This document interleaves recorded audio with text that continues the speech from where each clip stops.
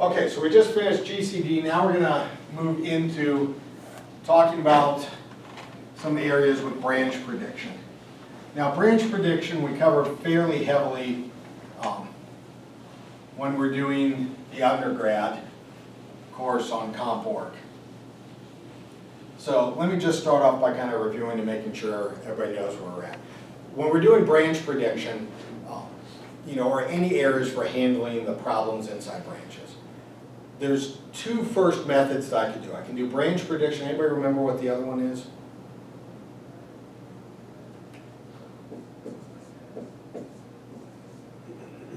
You remember what? Branch delay slots. Okay?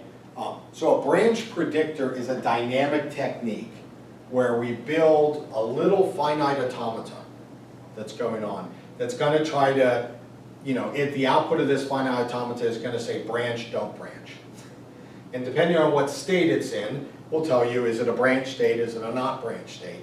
And it's going to try to update itself to be able to guess what's going on. The simplest one is a little single state thing, branch, don't branch. So this is the simplest one that's out there. And if I did branch, then I stay. If I didn't, I go. If I branch, if I didn't.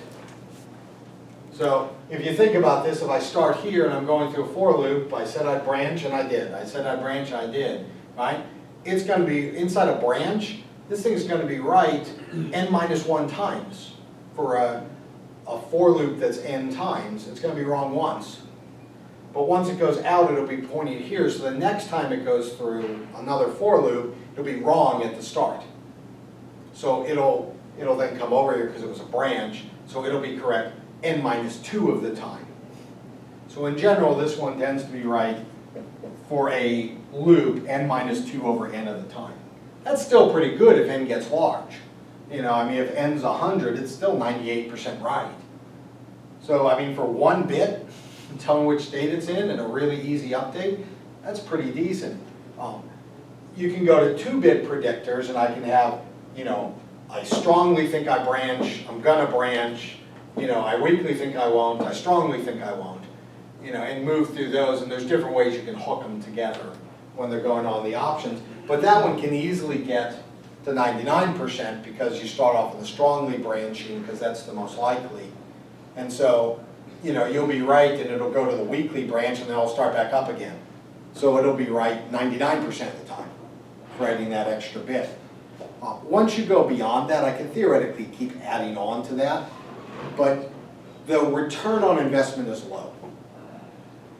And that's kind of where it starts off. And then I mentioned to people at that point that there's all kinds of other stuff we can do. We can do speculation, right, that goes off it, which depends upon those. Now this is one technique, so I'm dynamically kind of tracking with the finite automata. The branch delay slot idea is a static technique.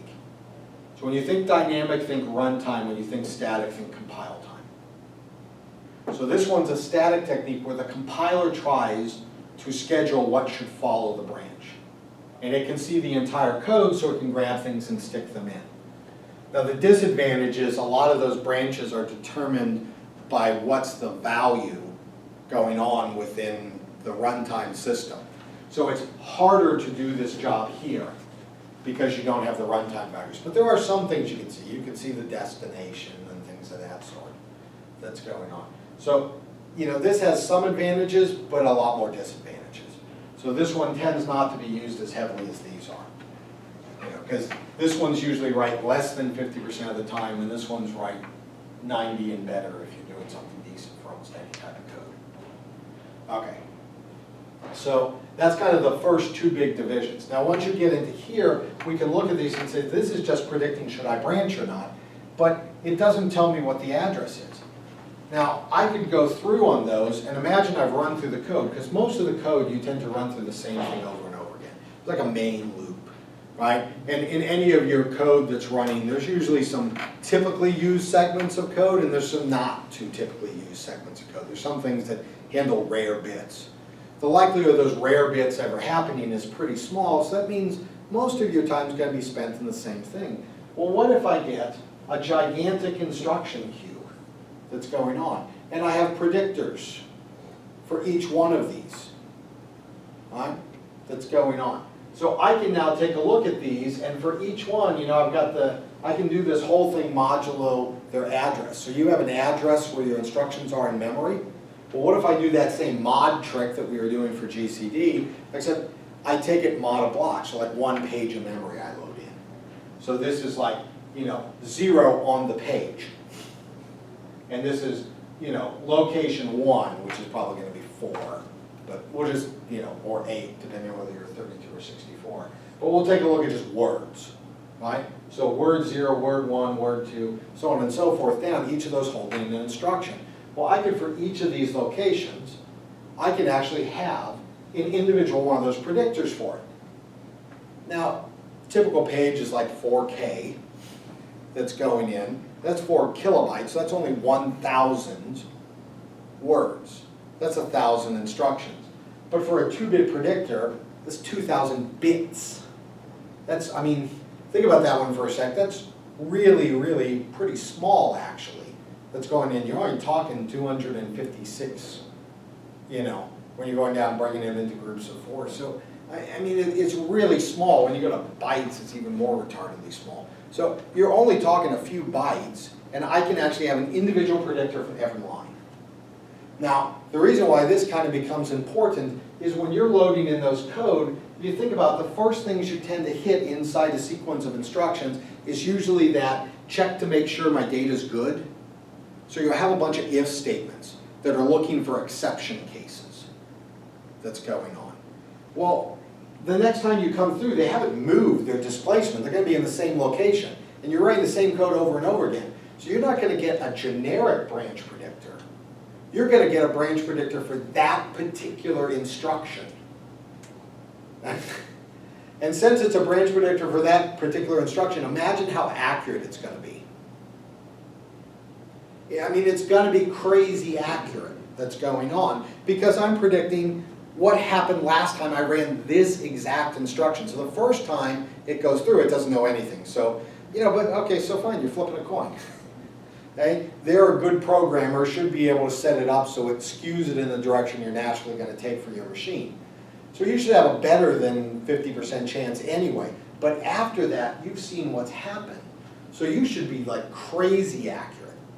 And I'll have some that'll be checking for exception cases. Those will be highly likely to be consistent. You know, I'll get into for loops. Those are likely to be pretty consistent too. I might get into a couple checks that could happen fairly common that goes in, but those ones will be on their own predictors. So if it's a 50-50, you'll just know it's a 50-50. And so the ones where it needs to be a little safer, it'll actually know I have to be a little safer. So by breaking them up by their location in the instruction where it goes. Now when you do the Tomasulo's machine, lab 4, you're going to build an instruction queue. And what it's going to actually do is have a large number of these. Now I don't have you build individual branch predictors for these, but I think when you're looking at it, you'll realize how easy it would be to do that. Now, so for each of these, so if I think I kind of put my instruction here, I can have a branch predictor that goes on. So now I've got a really accurate predictor for that particular line. But I don't have to stop there. Since I've likely run this code over and over again, and it's going to keep happening over and over again, I should also know what instruction was there. I'm loading the queue up. There's no reason why that I can't actually have that queue keep track of what command was there. So I don't even have to go fetch the instruction now. Because as long as your loop is less than 1 page, and this is kind of one of those efficiencies, everybody always says you want, theoretically, in objects, very small little chunks of code. The reality is you'll notice your performance increases as your loops get larger, until you get to about 1,000 instructions, and then it gets less efficient, and then it'll get a little more efficient. It'll get this kind of, you know, getting more efficient coon, you know, that goes on. And what you're seeing at those edges is this area where it's gone past the page limit. That's having to go into your memory areas. So, but assuming that I've got these ones on here and I'm sticking to under a page to hold my loop, I can know the instruction in advance. I can also, if it's a branch, I can actually have a flag and I can store what was the destination. So if this one ended up being a branch, I can actually know that it was going to 0. So not only can I have a predictor that's going to be like 90-some-odd% accurate, I can also, without having to calculate the thing, I can know in advance where that destination should be. So I can just automatically go there. Well, that would tremendously speed up because now I don't have to wait to calculate the destination address. I just remember it. This is speculation. I'm guessing. I could be wrong. But if I'm wrong, do we know how to flush the queue? We absolutely do know how to flush the queue. So I just have to keep where that was. I guess on this one, I hold the other one in reserve. If I end up being wrong, I flush it, I go back. But since you'll be right 90-some-odd% of the time, that means I've essentially pretty much removed a lot of your problems here.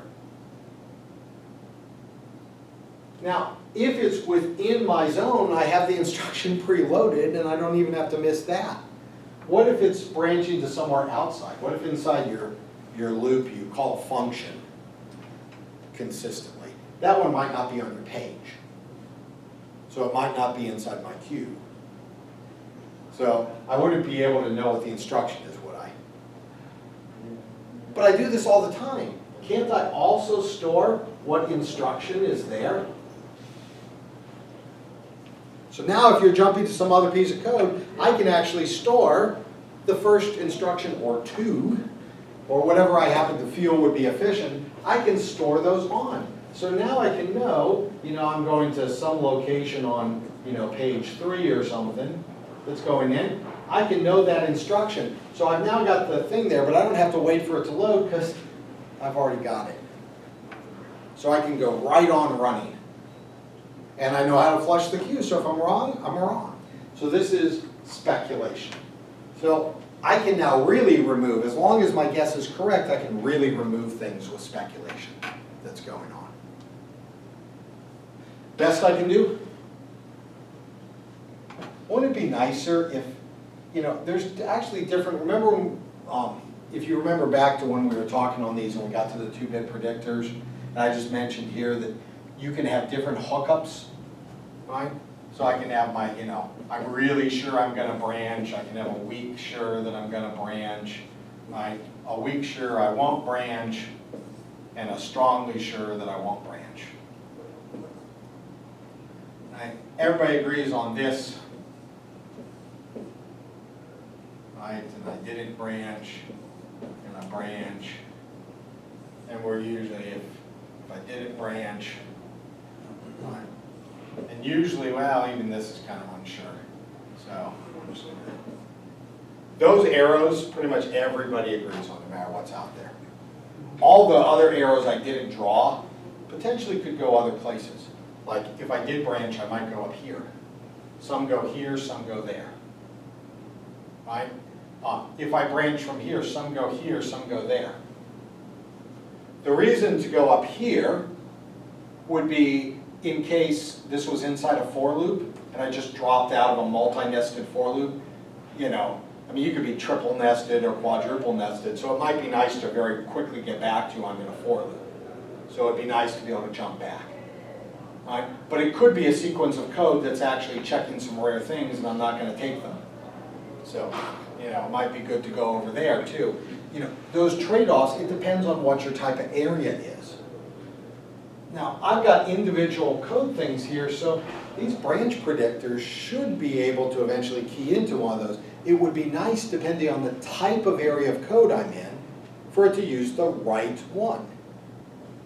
Well, what if on this one, the branch predictor, I actually put in, it wasn't tough to put one of them. What if I make 2 or 4 predictors? Right? So I can put multiple for each. And I can keep stats on how accurate are they. So whether we use them or not, for every single one of them, I update for that location. And I keep a running tally of how accurate is it. And then I just take whichever one's doing the best job. That'd be easy enough to do, right? Because I could just calculate a running average, how many have been right, right? I just add them up. You know, if you were right, I add 1 to your sum. So it would be pretty easy, and I can just have that rotating. I just have a queue, and I just add them up, right? So whoever has the most right, that one stays. Or I can do a count up, count down counter. If you're right, I count up. If you're wrong, I count down. And there's a lot of ways I could go with that. Whichever one is doing the best, I use that one. So they're kind of competing against each other. We call that a tournament predictor. So if I have multiple different hookup styles, and I just keep tracking their accuracy, and whoever is best wins, tournament predictor. It turns out up to 4 of those is actually quite efficient, because it'll figure out the type, and there are different types, code block areas, right? Checking exceptions, for loops, checking common things, right? So all these different ones, tournament predictors will do a good job picking off them. So that's kind of the next one that goes in. There's one final one, and we'll kind of end on this one as an area. The last thing that would be kind of nice, remember I was telling you, you tend to write code so that there's kind of like a group of ones that are being predicted that's going in, and they tend to be similar near each other. So we have what we are called tournament predictors that are grouped together, right? So we combine the local, each of these predictors is doing local, only the one instruction. But if I include global information, information from nearby ones that's going on, I can actually improve them. So we tend to call these ones MN, where M is how many recent other predictors do I count. So if I've got M, I'll look back to the previous M1. So if M was 1, it would just be a standard. If it was M is 2, I'd be looking back 1 extra location. Right? So I'd check 1 bag in addition to it. And if that one went, I'd let that one skew my distribution and pick what's going on.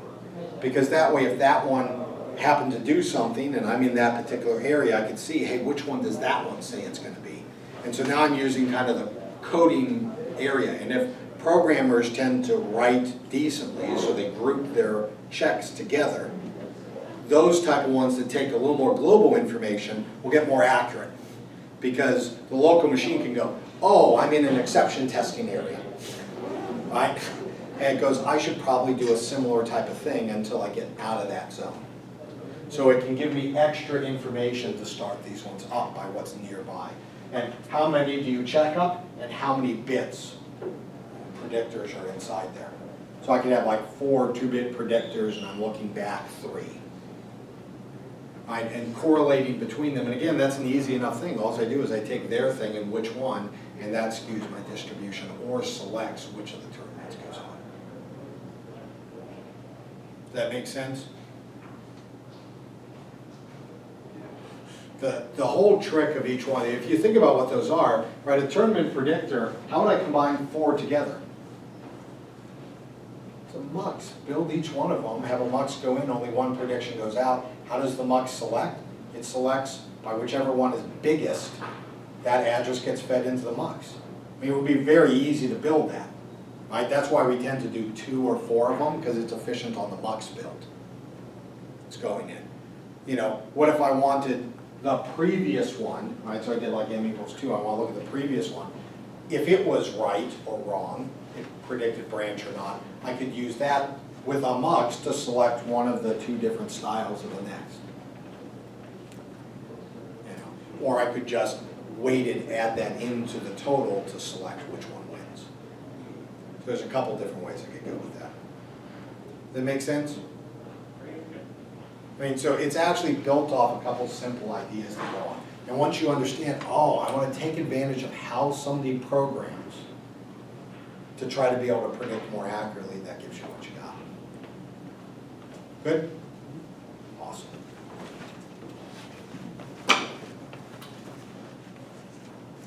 Silver button on the back.